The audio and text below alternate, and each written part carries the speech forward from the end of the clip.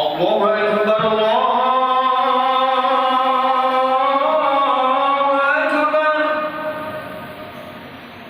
Allahu Akbar,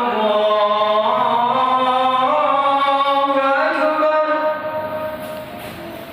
Asyhadu an la ilaha illallah.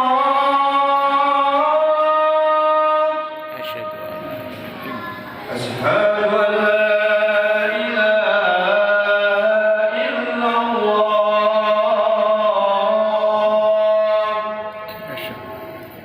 أشهد أن محمدًا رسول الله.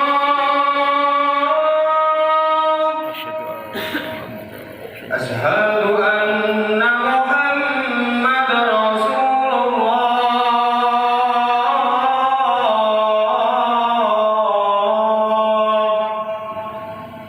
حي على الصلاة.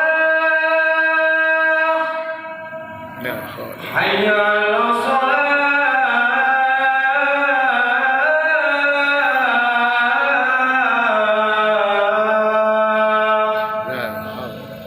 حي على الفلاح. حي على الفلاح.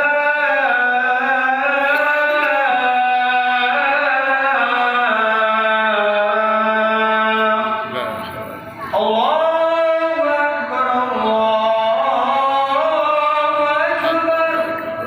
لا إله إلا الله. بعد دعوة الصلاة سيد محمد الهادي المحسن الحمد وسلم شعر بثار جلال الحب وأسمك محمد إنك ذو في الله صلى الله محمد وعلى آله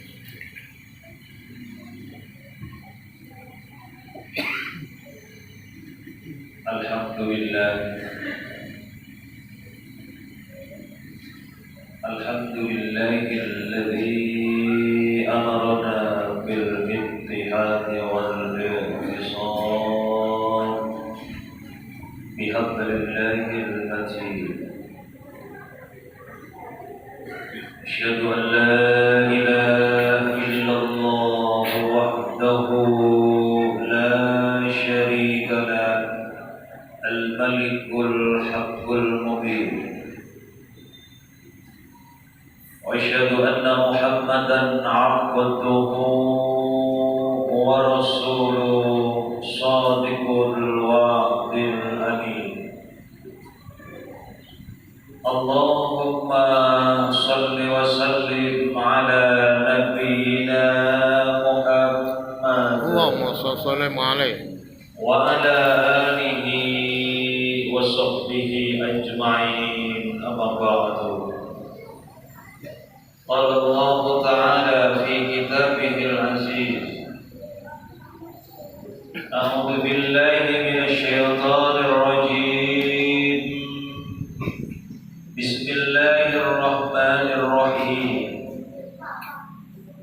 يا أيها الذين آمنوا اتقوا الله حق تقاته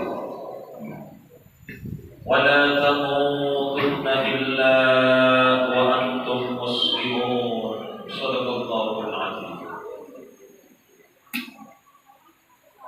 Ma'asyiral muslimin, sidang salat Jumat yang dimuliakan Allah Subhanahu wa taala.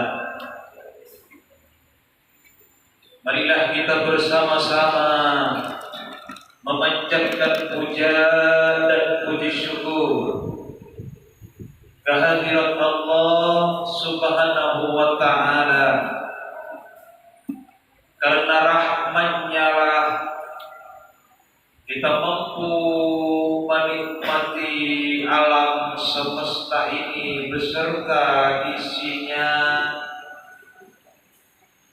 dan karena rahim-Nya lah kita mampu menikmati kebahagiaan batin, sehingga kita dapat melaksanakan salat Jumat bersama-sama di Masjid An-Nafi yang penuh barokah ini. Ma'asyiral muslimin rahimakumullah. Pada kesempatan ini saya akan menyampaikan sebuah amalan yang dicintai oleh Allah Subhanahu wa taala. Salah satu sahabat bertanya kepada Rasul, "Ya Rasul, ayyul a'mali ahabbu ilallah?" Ya Rasul, qala, amalan apa yang dicintai dan yang disukai oleh Allah ya Rasul? Rasul menjawab, salah satunya adalah as-sholatu ala waqtiha. Sholat pada waktunya, kata Rasul. Kenapa ibadah sholat ini adalah amalan yang dicintai oleh Allah? Karena ibadah sholat adalah ibadah yang paling istimewa dibanding dengan ibadah-ibadah yang lain. Kalau kita melihat dari segi sejarah, ketika Allah memerintahkan kepada kita semua untuk melaksanakan ibadah zakat, ibadah puasa, ibadah haji ke tanah suci Mekah, Allah melalui malaikat Jibril alaihissalam disampaikan kepada baginda Rasul.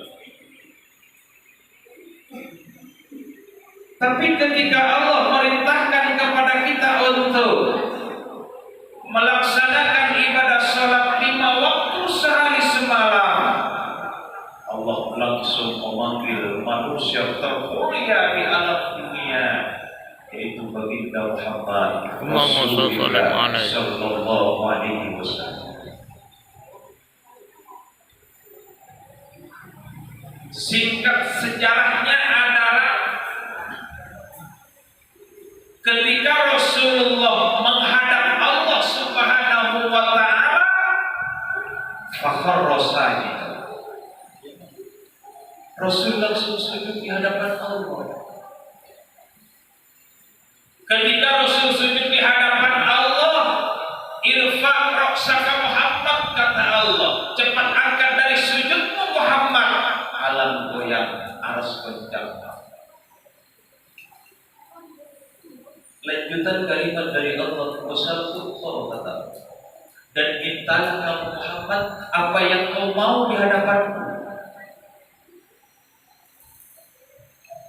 Segalanya ditawari oleh Allah Subhanahu wa taala. Apa yang kau mau Muhammad? Seperti Sulaiman kaya, sebelum dan sesudahnya tidak ada yang menandingi Muhammad. Itukah yang kau mau dalam hidupmu, kata Allah. Tidak, wahai Gusti, kata Rasulullah. Seperti Ibrahim, api menggunung dibakar, selai rambut pun tidak terbakar. Jawaban Rasulullah, tidak, wahai Gusti, kata Rasulullah. Lantas apa yang kau mau Muhammad, kata Allah. Yang aku mau cuma satu, ya Rabb. Apa itu Muhammad? Bahagiakan umat sampai akhir zaman ini, Gusti. Jadi yang diminta oleh Rasulullah sallallahu alaihi wasallam ketika ditawari segala hal oleh Allah hanya cuma ummati, ummati, ummati ya Ghafur, umatku Gusti, bahagiakan sampai akhir zaman. Coba kita bayangkan, Rasulullah tidak minta untuk dirinya, tidak untuk keluarga dan para sahabat-sahabatnya. Yang dimohonkan kepada Allah, yang dimintakan kepada Allah oleh Rasulullah sallallahu alaihi wasallam, umatku Gusti.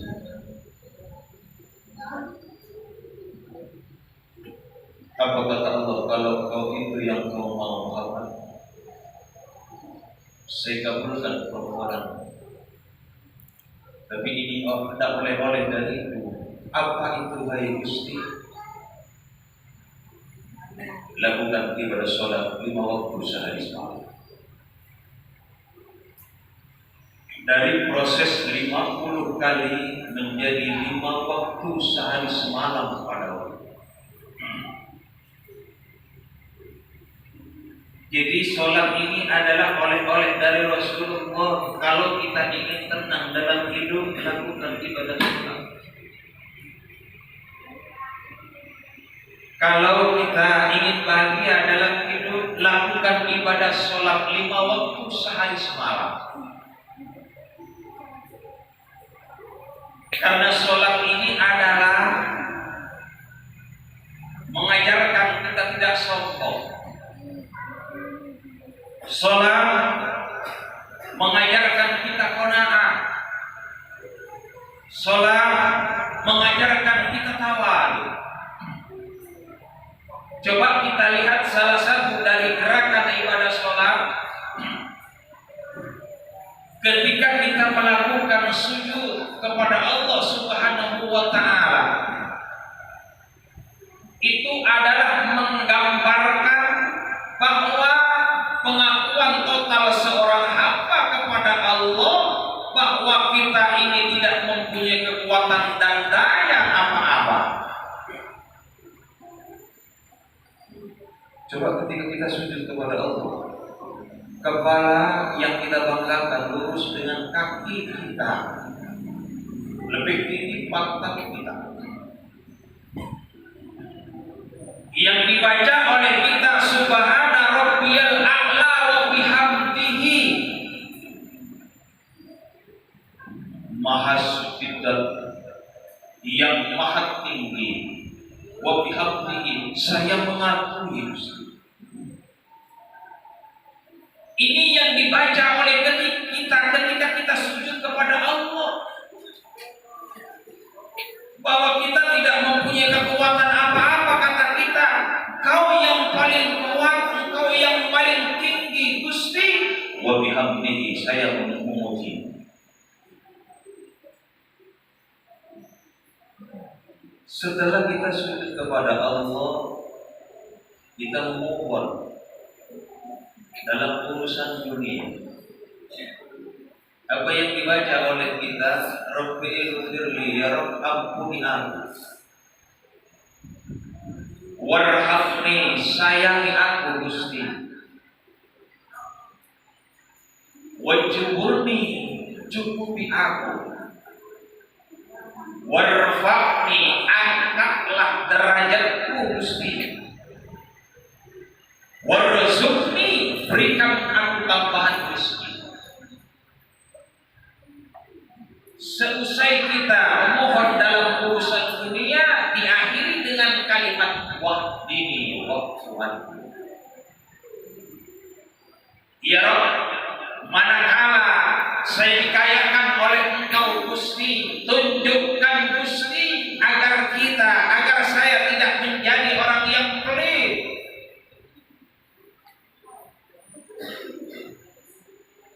Ketika dikasih amanah menjadi seorang pimpinan Gusti, tunjukkan aku Gusti agar mampu mengayomi yang lemah, mengayomi bawahan-bawahan saya Gusti. Ini yang dibaca oleh kita. Ketika kita sudah dikasih kekayaan oleh Engkau Gusti, tolong Gusti tunjukkan aku ya Rabb, agar selalu mendapatkan ridho dan rahmat-Mu Gusti dalam hidup. Jadi kita masih memohon pertolongan kepada Allah Subhanahu wa Ta'ala.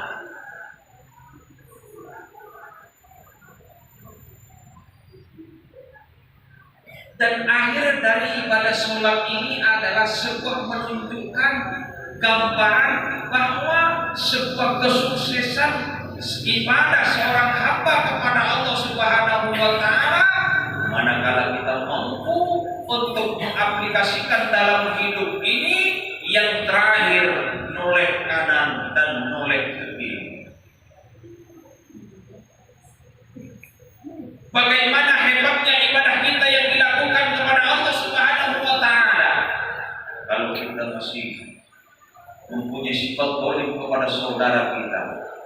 masih menjalin sebuah permusuhan kepada tetangga dan saudara kita, tidak ada arti ibadah kita di hadapan Allah. Makanya tanda suksesnya seorang hamba kepada Allah Subhanahu wa taala manakala kita mampu untuk membantu kepada sesama dan mau menolong kepada sesama. Bukan karena kita tidak sering pulang dari masjid, sholat yang kita lakukan dalam setiap harinya, tapi hati kita masih zalim kepada saudara, dengki kepada tetangga kita, ibadah kita sia-sia di hadapan Allah Subhanahu wa taala. Banyak kesuksesan ibadah kita tidak ada lain kalau kita lihat ketika bertetangga dan kita hidup bermasyarakat, mampu untuk menebarkan senyuman, mampu untuk berbagi dan menolong kepada saudara, itu adalah sebuah kesuksesan yang diraih ibadah kepada Allah Subhanahu wa taala. Maka dari itu, ma'asyiral muslimin rahimakumullah, lakukan ibadah sholat dalam kondisi apapun. Karena ibadah sholat ini kata ulama tempat keluh kesah seorang hamba kepada sang pencipta itu. Makanya laporkan kepada Allah apa keluh kesah kita ketika kita dalam melakukan ibadah sholat. Insya Allah apa yang dilaporkan oleh kita tepat akan dikabulkan oleh Allah Subhanahu wa taala. Semoga kita semua yang hadir di siang hari ini senantiasa selalu mendapatkan sebuah tambahan hidayah dan hidayah dari Allah Subhanahu wa taala, dan semoga kita termasuk hamba yang husnul khotimah. Amin. Amin. Allahumma amin. Barakallahu li wa fil Qur'anil azim. Wa nafa'ani wa iyyakum bima fihi min al-ayati wa dhikril hakim. أقول قولي هذا أستغفر الله العظيم لي ولكم إنه هو السميع العليم.